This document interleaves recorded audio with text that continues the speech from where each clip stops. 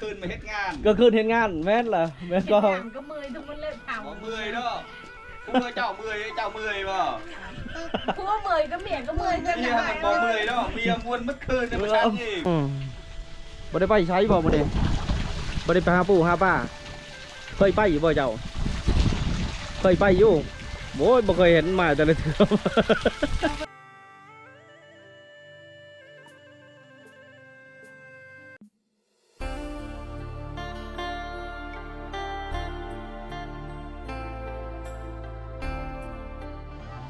เอากราบทักทายแล้วก็สบายดีบัดหูทุกคนนะขอยินดีเข้าสู่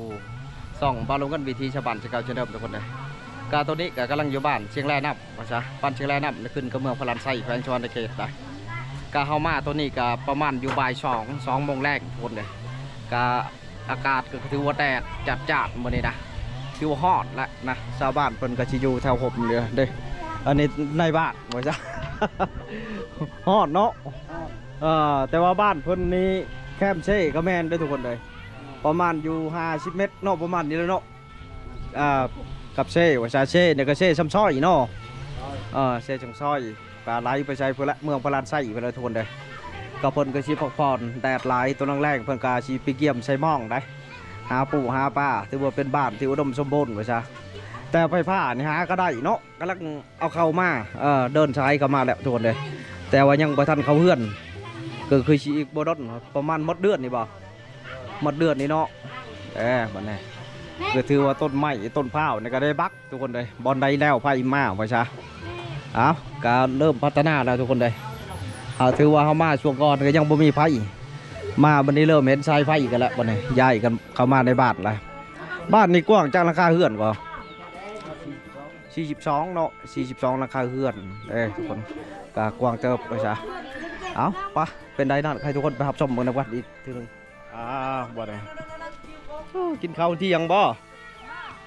เอาเลยกินอาหารเพียงแกงป้า กินแจวเลย กินโอ้ยเพื่อนดูอนาบ้านแคมเซ่พี่กินแจวกินเนลิโนกินแจวลิโนกระแซบเพื่อนดอกอันนี้บอนี่เย็นเนาะบอนี่เนาะใบเพียงอันนี้มงอันนี้ใบมะพร้าวเนาะฮะใบมะพร้าวเนาะหมากมันกินมดเลยเนาะหมากมันเนี่ย ยังเหลือแต่ใบมันเริ่มแปดมาแล้วทุกคนเลยไผ่เข้าเนาะไผ่เข้ามาแล้วมะพร้าวก็มดมันเนี่ยปลูกไม้มันเนี่ยปลูกอะฮะปลูกห่างจากสายมัน ถือว่าดีแล้วทุกคนเลยเด้มีเสาไผ่พี่มาแต่ก่อนยังเห็นมันนี่เปิดมีไฟอีกได้ทุกคนเลยเอาไฟก้อนมาดิเลาะก้อนเป็นเส้นทางพากลางบ้านทุกคนเลยเบิ่งต้นใหม่เพิ่นกระบากไปเนี่ยบ้านเพิ่นนี่ก็เห็นห่านขายเครื่องหลังหนึ่งถือว่าขายครบหมดเลยทุกคนเลยได้แก้ไขหมดนับแต่ยาสอยาโซบยากิดไว้ซะชี้แล้วแล้วเนาะเฮือนนี่เนาะ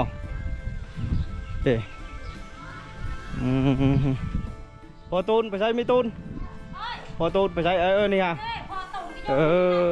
เฮ็ดไปยังอีเนี่ยโอ้เฮ็ดทุกแนวเนาะโอ้จำนี่แล้วพอคนเลยกายน้ำเปาะน้ำปั่นเด้นี่ปูทีแล้วได้นี่เกิน2 หลังหัวหลังหนึ่งกับบักใหญ่หนึ่งเอาอีกหลังอีกเด้ตู้ในดอกงานอยู่บ่ตู้เนี่ยในบ้านในบ้านตู้กล่องโอ้ดังคักได้รุ่นนี้ครับเอาไปก่อนบ่ได้ไปใช้ม่องบ่เนี่ยยุติป่าได้อันน่ะจ้ำบ่เนี่ยเห็ดอะไรจ้ำได้เนาะปีงขายเอาไปซะแดดจะมาแดดร้อนผ้ากันถือสวิงลงไปเซ่พอ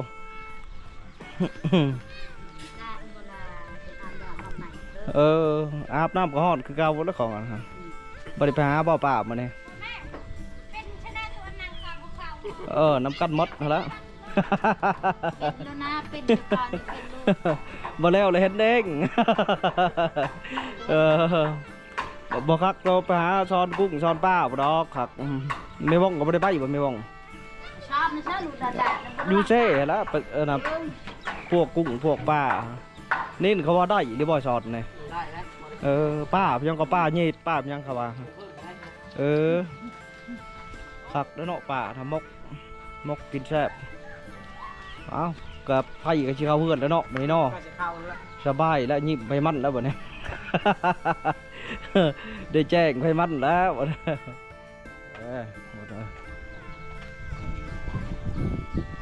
แต่ก่อนตกก็ต้นเผาเข้ามาชุกรหลายนะอันนี้เป็นน้ำบาด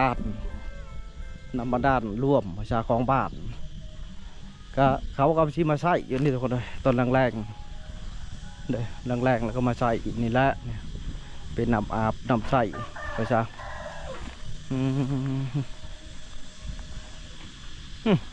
ยังนี่คือรถแล้วได้แท็กมันไหนนะมันเอาไปยังไงปะมาล่นอยู่เนี่ยชีได้มันเหรอล่นเองเฮ็ดไว้มาล่นบ่ได้เนาะเย็ดบ่เย็ดเนาะ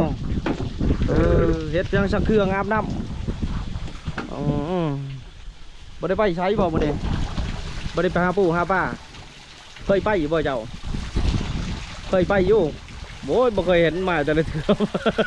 ไม่ได้ไป ไปต้นคอยบ่เห็นบ่สงกรานต์นี่ไปลินอยู่ใช่สงกรานต์นี่พลาดพะเนาะในบ้านนี่เขาก็ลินบ่ลินกันลินอยู่เช่ฮอตกันอยู่เช่พอเป็นตะมวนเนาะเฮ็ดไปสักเครื่องพร้อม เอาอันนี้เป็นน้ำยังโซลาเซลล์บ่มันมดแล้วมันได้ขึ้นเด้งบ่สบายเนาะกะคักก็ดำไหลออกดีคือแล้วเอาเลยโอ้ยไปหาป้าพอแล้วนอนมาเลยแกงหน่อไม้คักแล้วแกงหน่อไม้เป็นแต่แซ่บอยู่น้องเอากินแล้วก็มาที่นอนพอเลยฉันแซ่บเป็นแต่แซ่บนี่นี่เอากินแล้วแล้วมีฝักแหวนหยาบนี่ก็นอกหน่อไม้สดแล้วเนาะหาในใช่นี่ไปหาบุญยังบ่บ่คือดอกป้าได้บ่ได้บ่แม่นี่นะแม่ไปหาป้าก็บ่ได้เนาะอยู่จะคดเลยเดือนเลย10 ปลายคนผู้ปอบัญญัติเบียนาเฉยคักเลยเนาะ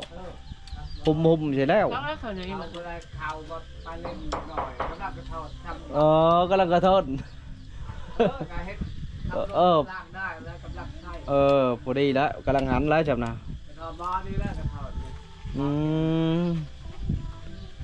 ยังก็หน่อยเอาเลยชนแซ่บเอาไปก่อนไปเลยอันนี้จะเป็นส่วนเผาล่าวทุกคนเลยแต่ก่อนก็เป็นส่วนเผาปลูกแหละแต่ว่าปัจจุบันเนี่ยเพิ่นก็เปลี่ยนแปลงมาใช่เพิ่นเบาเล่าอันนี้ก็เป็นเหล้าเข้าเพราะว่าบ้านเชียงรายน้ำเลยเป็นบ้านเก่าบ้านแก่ได้ก็ห่างไกลจากบ้านก็จากเมืองก็ประมาณอยู่เกือบ10 กิโลประมาณนั้นทุกคนเดี๋ยวเรือนซานเขาก็เป็นเรือนไม้โซลายส่งไม้แบบเก่าดังเดิมเพิ่นก็ชีปลูกผักปลูกหญ้าสวนเพิ่นนี่ก็มักพริกเนี่ยพอได้กินยาวนานทุกคนเลยได้กินยำพ้นแน่บาดมันบากยำพ้นยำแรงเขาฮดได้บัวละบัดได้เหือหลังนี้เห็นบ่ก็ถือมาถ่ายลายถือให้ทุกคนได้เบิ่งได้เป็นเหือดใหม่ทรงเก่าแก่หมู่บ้านนี่เห็นบ่เพราะว่าใหม่เนี่ยเพิ่นเสาเนี่ยเพิ่นสิเจาะเพิ่นสิคัดเอาแบบนี้เห็นบ่นี่ถือว่าใหม่แต่เก่าว่าจ้ะเป็นเดือนทรงเก่าแก่ถือว่าเพิ่นก็ยังใส่แฟงโซลาร์เซลล์ก่อนว่าจ้ะเพราะว่าไฟฟ้านี่ก็เพิ่นใหญ่ลักแล้วสายเพิ่นก็ใหญ่แล้วแต่ว่ายังบ่ได้เข้าเพื่อนว่าจ้ะ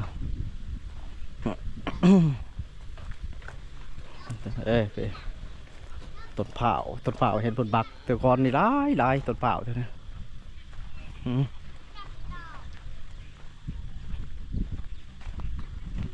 อันนี้ก็เป็นจุ่มหนึ่งเช่อยู่ใกล้ๆนะประมาณอยู่ตะนี้ไปนี่ประมาณอยู่30 เมตรว่าใช่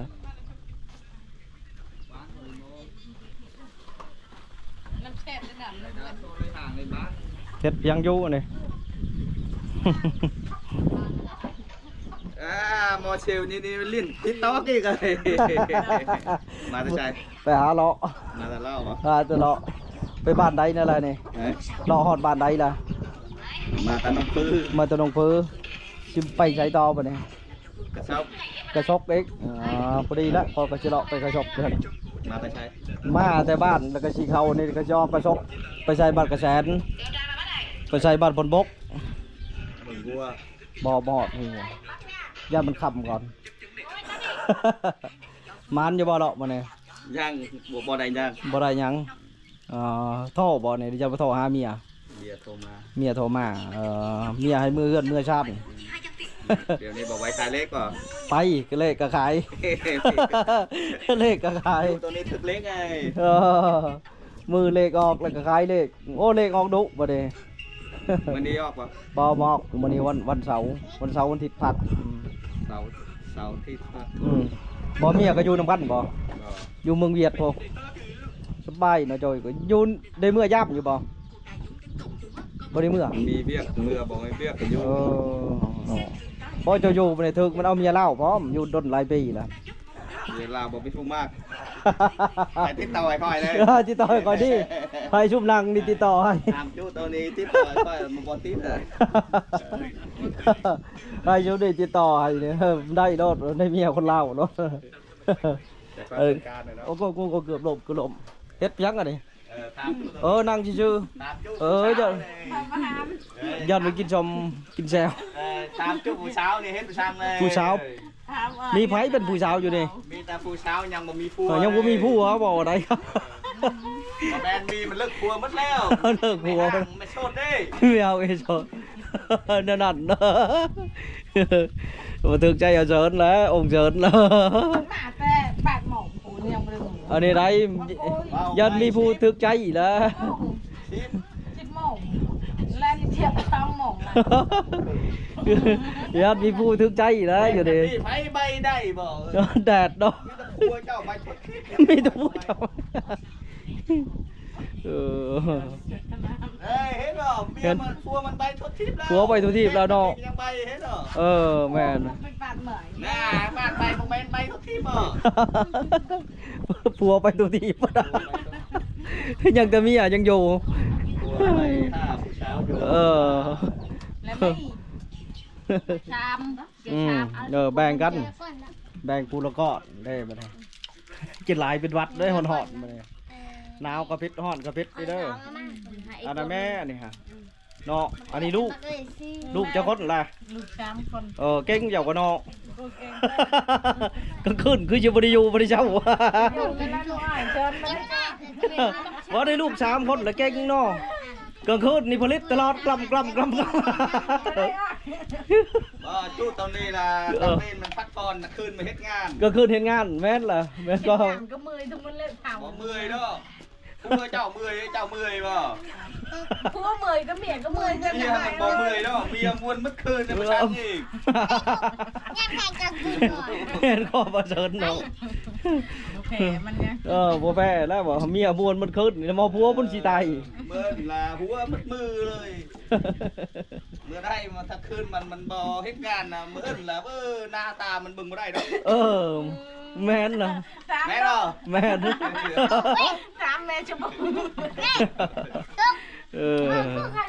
เอาเลาะก่อนบ่นี่เลาะก็ได้เถิดเด้อเอา